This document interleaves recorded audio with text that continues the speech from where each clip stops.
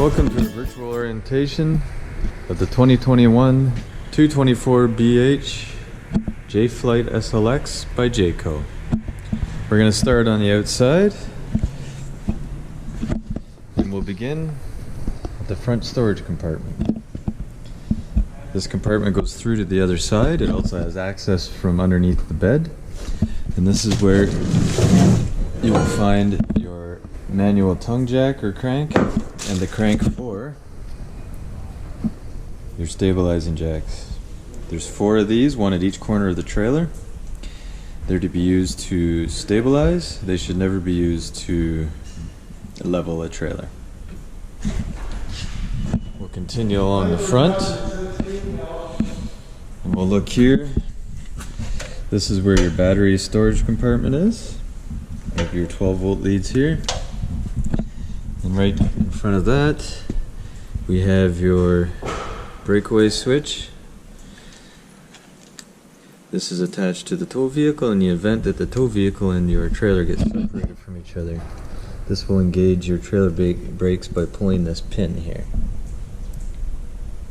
If at any time you're having some issues with your brakes, it may be a good idea to check to make sure this pin is seated properly. Sometimes it can get pulled out with well hooking up. Straight above there, you have your propane storage. This unit comes with a crossover regulator.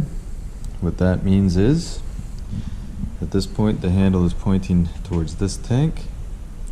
It will draw from this 30-pound tank until the pressure drops below a certain predetermined level by the regulator. Then it'll automatically switch over or cross over and draw from this tank regardless of which way the handle points.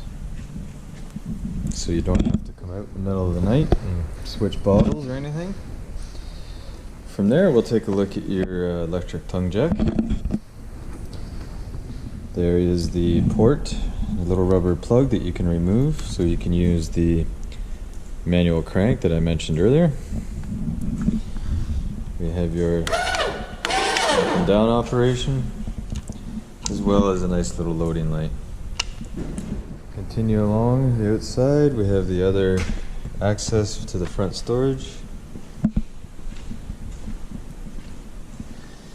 Next, we're going to come to your tank flush. This is where you'd hook the hose for flushing the black tank. Your outdoor shower, handy for hosing off kids. And we have your city water connection. This is where you would basically just attach the garden hose from the campground or your house. Below here we have the output for your black and gray water tanks and the valves for the gray and black water tanks right here. We also have low point drains. They are closed at the moment. You can open these to make sure that you get any low-lying water out of your trailer. Alright, from there we'll come to your input for your satellite or cable. We'll move along to the back. See, we have the 30-amp power supply for plugging out the campground. And right up here, that black thing is actually a housing for a rear view camera.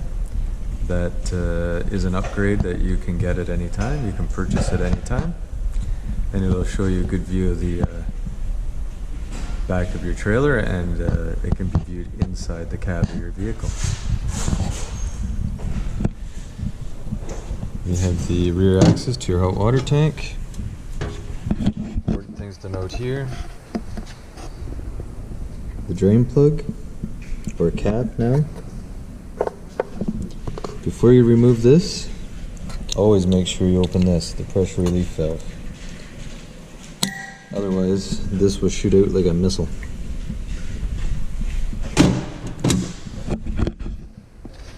This unit has ladder access to the roof.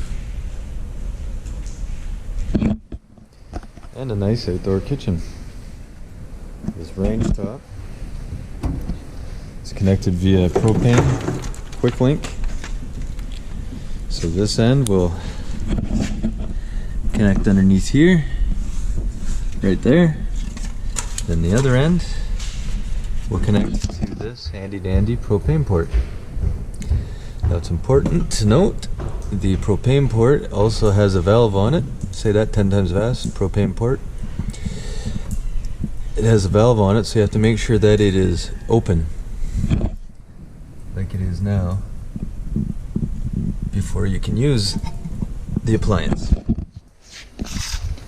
So once you have the line hooked up, you put this to the light position, then use your barbecue lighter to ignite.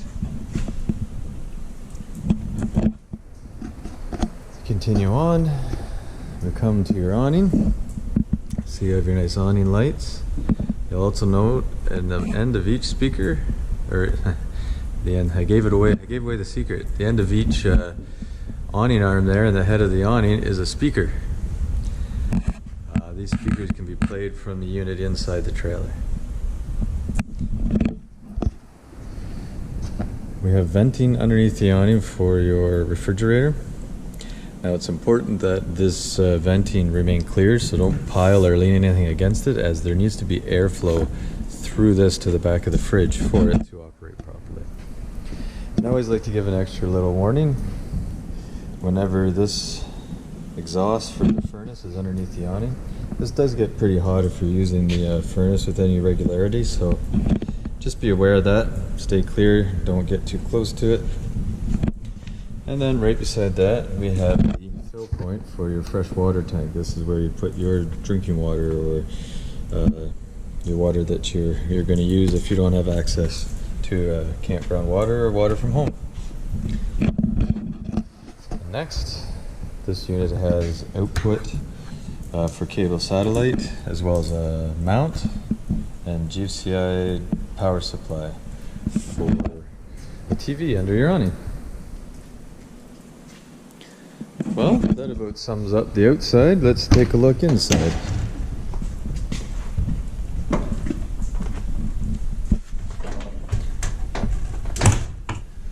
We come inside, and first thing we'll do, we'll turn around and we'll look. Unit fire extinguisher, carbon monoxide propane detector. There's a button on the front here. You can press to test to make sure it's working properly. I recommend doing it at the same time that you test your smoke detector, and usually the best advice for that is a daylight savings time every 6 months. Test then to make sure your smoke detector is working properly, and in the case of your RV, make sure your propane carbon monoxide detector is working. Next, we'll come up and take a look at the indication panel.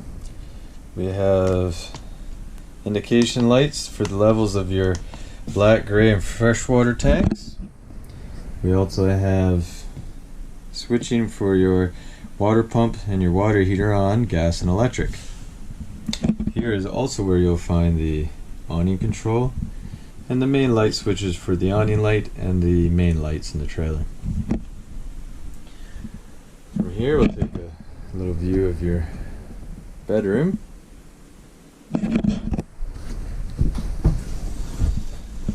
Got assisted bed storage here. Assisted meaning it has the nice props, so you don't have to try to hold it up and not catch your fingers on it under it while you're trying to put stuff in there.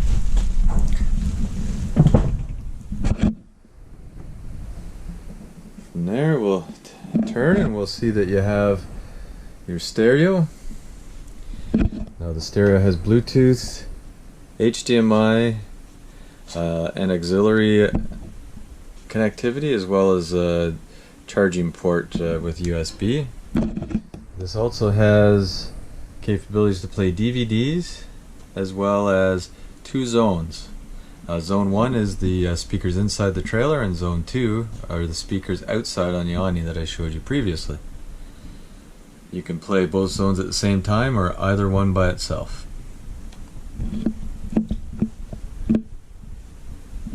Now we've talked about your smoke detector. There's a button on the center there underneath when you're testing your carbon monoxide propane detector, it's a good idea to test this too. Press that center button and hold for 3 or so seconds and you should hear it beep. Alright, next we're going to come to your range and oven. These are pretty straightforward and they've made it pretty simple for you. But what you have to do, you see on the knob it's on off right now. We turn it to the light position, and then once it's in the light position you go over here and you turn that igniter or the sparker knob, and it works the same way for all 3 top burners.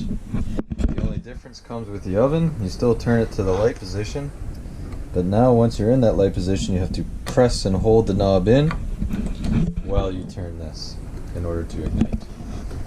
I will say that sometimes if you've just turned on the propane or just opened the valves for the propane at the bottles there and the pressure hasn't built up, it can take a few tries to get the oven to light. So don't worry too much if it doesn't light the first time. Right below here we have your power center.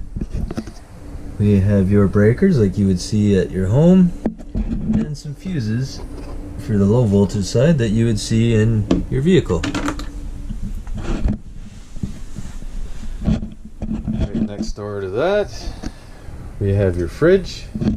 This will operate off gas or it'll operate off electric. If you ever see this bottom light flashing, that's the indication light for gas. That would mean that there is an issue with the gas. It's not lighting properly. Often that's just the same as the stove, not enough pressure. Sometimes it doesn't light properly the first time. But once you build up pressure it should light just fine. But if that's flashing, then I would turn it off. Wait a minute or two, turn it back on, see if it lights. If not, then I would turn the appliance off and it may need to come in for repair. But you shouldn't have to worry about that in your brand new fancy fridge. We have your nice bunks, 1, 2. We have storage underneath the bunk. It also gives you access to the back of the hot water heater via under the bunk. We'll also note that the emergency exit for this is in this bottom bunk. So to use the emergency exit, we would need to press down on this black handle, push the red handle all the way over and pop it out, and then push all the way out until the handle is ejected totally from the trailer. At that point you pull the red tab on the screen, remove the screen, and you may escape to safety. Okay, next we'll come to your thermostat. This thermostat, you can switch between modes for your fan, your AC, and your furnace, like such. You can control the fan as well. Turn it up, high, low, medium, and then you can control the temperature up and down as well.